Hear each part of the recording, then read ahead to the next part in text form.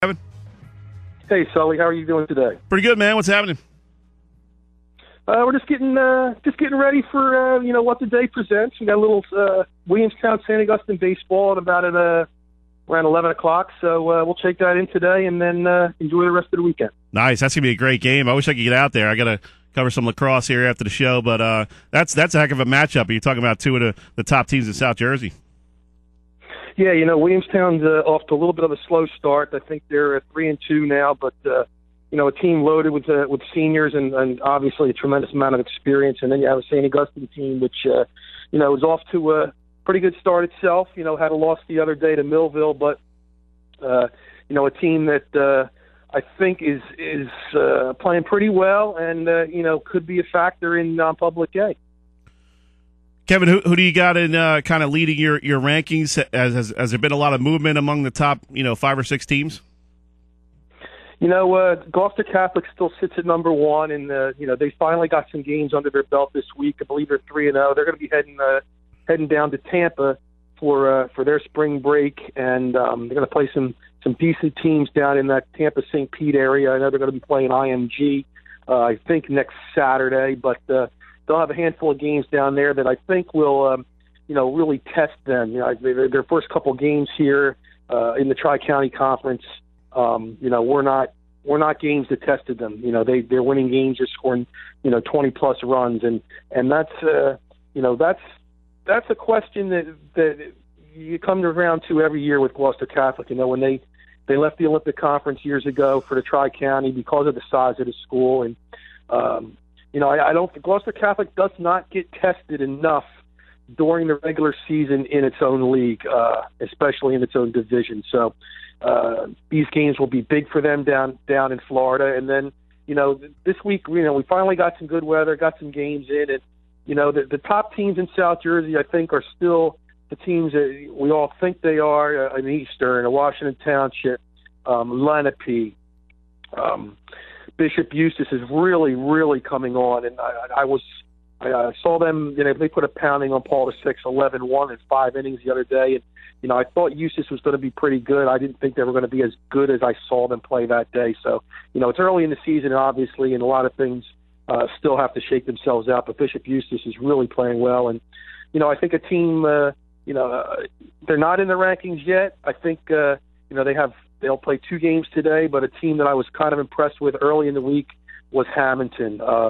They pounded Triton, put the ball in play, hit it hard, made the plays defensively. So, I think when the new rankings come out tomorrow evening, there'll be some teams flipped around and some new, maybe possibly some new teams in there. But we're starting to see just how good some of these baseball teams are. Yeah, and St. Joe's off to a great start. They got a big win over a really good Holy Spirit team this week. Their lefty pitcher Marino, he's one of those guys, we were talking about him earlier, not going to really impress you with his velocity, but a guy that knows how to pitch and really has some nice movement on his pitches. He's the kind of guy that can really maneuver his way through a lineup a couple of times. And before you know it, you're 0 for 3, 0 for 4, and you're kind of wondering how that happened.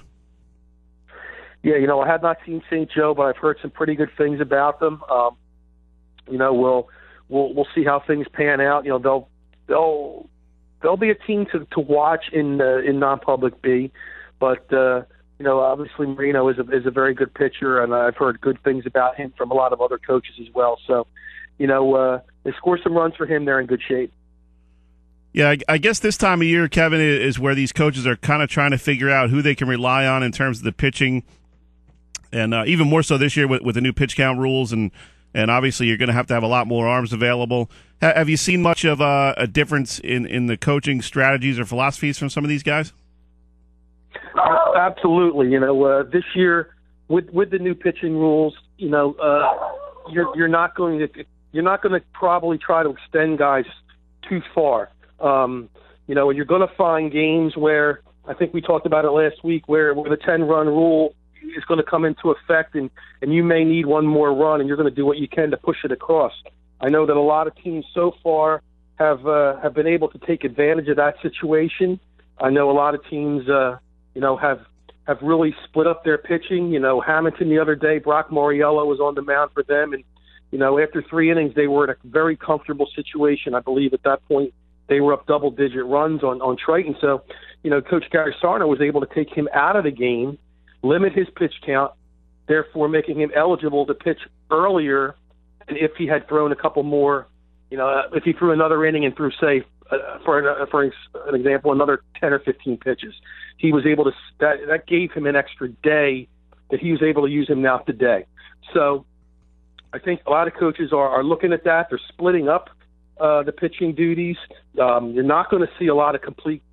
I don't think you're going to see a lot of complete 7-inning games out of guys. Right. I think you may see a complete game if it only goes 5, and the pitch count can be kept down, and they get that 10-run rule into effect. So I think that's where you'll see the difference. But when you look at the results and you see the number of pitches guys are throwing, the number of innings they're throwing, coaches are they're on top of it. They're spreading it out, and definitely this year is a year where if you're going to win, if you're going to be a championship team, you've got to have pitching depth, and you've got to be able to get that starter to go maybe 3 or 4 innings for you, and get you, hopefully the offense gets you a lead that you can turn it over to the next 1, 2, 3 guys in your bullpen and get the W. So it's a strategy that I think I've already seen a lot of coaches. They're very much on top of it. They're focused on exactly how many pitches their guy's thrown and how many pitches the opponent has thrown. So, it's brought a new aspect, a new bright spot, I guess, into high school baseball. Talking with Kevin Minnick of the Courier-Post. Kevin, I wonder if this is going to open up a little bit of a pitfall for coaches where you might have a game where it's, say the 3rd inning and you're up 11-0, and you take that starter out to try to save him, and then all of a sudden your bullpen implodes, and next thing you know it's 11-9, and you're having to use 5 pitchers, and I wonder if we'll start to see some of that as the season goes on. It's a possibility. You got to take into consideration that teams can chip away and kind of work themselves back in games, but I think right now if you're holding a double-digit lead after 3 innings, you should not be losing the game.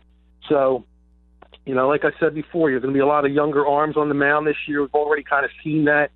I've seen teams throw 4 and 5 guys in a game. But I think the pitching, so far I'm okay with it. I haven't really had a reason not to like the way the pitch count rule has gone right now. But like I said, if you're holding a double-digit lead after 3 innings, there's no way you should be losing. Yeah, I'm just thinking some of these teams, maybe you have a senior established pitcher and he's cruising along, and in other years you might have just let him go and finish it out to the 5th or whatever, and maybe you say, if I keep him under 50 pitches, I can bring him back in 2 days, and then next thing you know, you're having to throw a sophomore in there, and that kind of thing where he gets lit up a little bit, and so it's a little bit of tricky decision time, I guess, for some of these coaches when you get to that situation. Yeah, I mean, you've at that point you got to have faith in the other guys, and you want to win that day's game, but the way the pitching rules are set up, you do kind of have to look ahead a little bit. Everybody will tell you, well, we take it 1 game at a time, 1 at bat at a time, et cetera, et cetera. But as a coach, you have to look ahead as far as your pitching is concerned. So, I'm not saying it's never going to happen, because it probably will. I'm sure that'll happen here or there somewhere. But for the most part, I think, if you're in command of a baseball game at that point, momentum going your way and et cetera, you should be able to handle that. Kevin, how much longer do we have? Give us a little bit of insight here to the Diamond Classic cutoff. What do we got, like 2 more weeks or so before they start trying to figure out those teams? Yeah, we'll start figuring out those teams. We'll start. I believe the cutoff is May 6th. I'm not sure. I believe it is, though. It's somewhere around that Saturday of the first.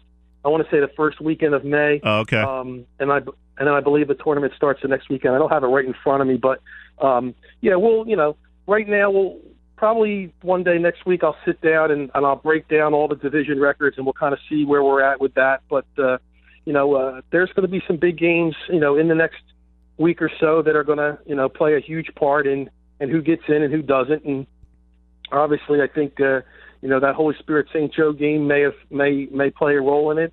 St. Augustine Millville the other day, that'll have some influence in it. But it's still a little early. Teams have to play at least 6 games within their division, and that division is not necessarily the one that they're currently in. The Diamond does break down the leagues a little bit to even things out, and games that normally would not count in your regular season division play will count as far as the Diamond is concerned. So, maybe next week we can talk a little bit about the Diamond, break that down a little bit. But for right now, we're going to take a look. We'll probably take a look in the next week or so and see who's there, and and see how that all shapes up. Yeah, I guess because most of these teams will have about 12 to 15 games under their belts by the time the Diamond's solidified. Well, they may have the number of games solidified, Sully, but it's not necessarily the total games. It's the games being played within their division. Gotcha, right. So, as an example, a team like a Gloucester Catholic, who I believe had 3 division games this week, well, they need to have 6 at the cutoff. And they're a team that, for at least the last couple of years, has not got those 6 games within their division in. Oh, okay. And therefore, they don't get the automatic berth as the division leader. They would get in as an at-large team. Oh, okay. So a team could play 10, 12 games overall, but they may have only played 4 games within their own division. Right. They're therefore not qualifying automatically. So, it's a tricky situation. There's always a couple teams every year that do not get the number of games in their division in, so they get in it. They ultimately take one of the at-large berths, opening up the door really for another team within their division to qualify, and probably a team that should make the tournament is sitting on the outside because of that. Because that extra team, that's one more at-large berth eliminated from the scenario. Right, gotcha. Good stuff as always, Kevin. Up against the break, got to let you go, but enjoy the rest of your weekend. Have a nice Easter, and we'll try to figure out with a little more clarity what's going on next weekend. Yes, I will break it down during the week. We'll figure out what's going on, and we can talk a little Diamond. You're the man. Thanks, Kevin. Appreciate it, bud. All right. Hey, have a nice weekend. Thanks a lot. You too, buddy. That was Kevin Minnick of the Courier-Post. Always does a great job covering high school baseball here in South Jersey.